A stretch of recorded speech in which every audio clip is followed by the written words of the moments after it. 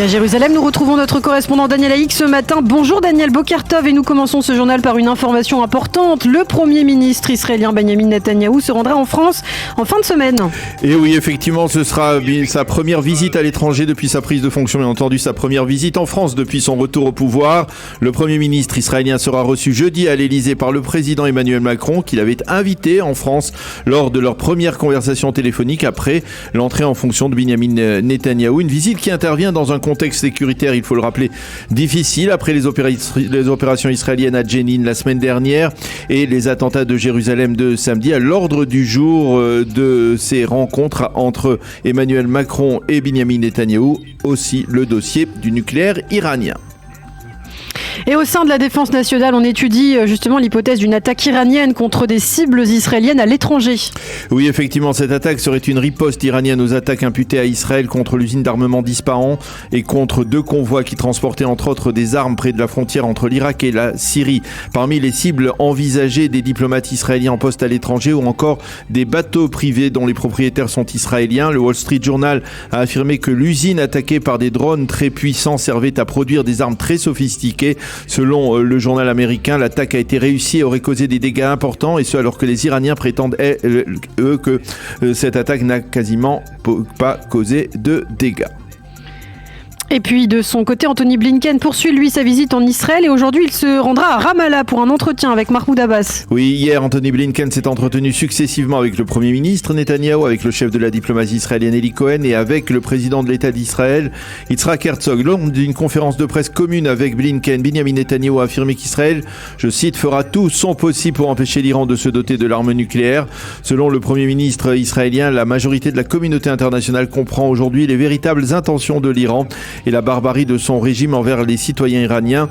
Il a affirmé avoir débattu avec Blinken d'une politique commune visant à repousser le danger iranien. Ceci étant, M. Netanyahou a également évoqué les démocraties israéliennes et américaines en affirmant qu'il s'agit de démocraties fortes et qui le resteront. Allusion aux critiques émises autour de la réforme juridique de Yariv Levin. Blinken, lui, n'a pas mentionné nommément cette réforme Levin, mais il a parlé de la nécessité d'un consensus sur de nouvelles propositions et a affirmé que selon lui, c'était là la garantie que des réformes pourraient se maintenir à long terme.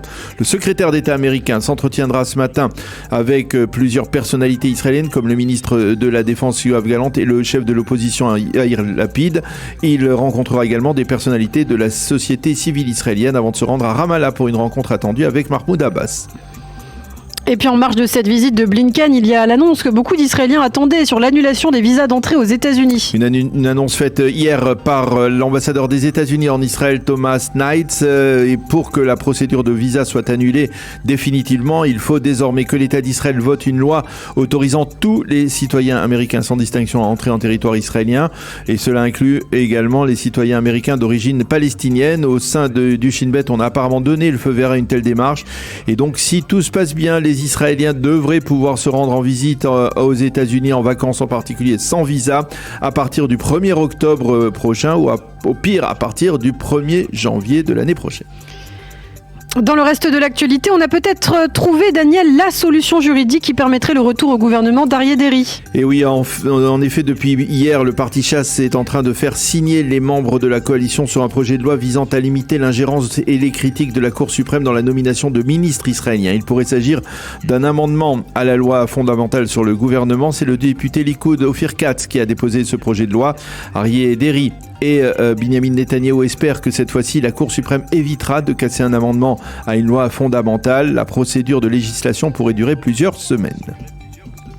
Enfin, une bonne nouvelle, Israël a progressé de 5 places dans l'indice de corruption internationale. Oui, en 2022, l'État d'Israël s'est classé au 31e rang, soit à 5 places de mieux que l'année 2021. La présidente de l'organisation Transparence Israël, qui est liée à ce classement, est l'ancienne juge Nili Arad. Elle s'est félicitée de cette amélioration et elle l'a mise sur le compte de la conduite du gouvernement sortant Bennett Lapid.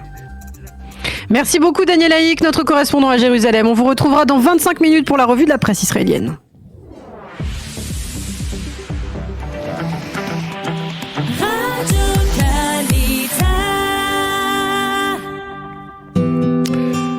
Boker Tov à nouveau, et pour compléter ce premier journal d'information, une page météo avec, comme promis, l'hiver qui est enfin de retour après plusieurs semaines de températures printanières sur l'ensemble du territoire israélien. De la pluie, des bourrasques de vent, des températures en chute libre. Il fera aujourd'hui 8 degrés seulement à Jérusalem, 16 degrés à Tel Aviv et 20 degrés à Eilat.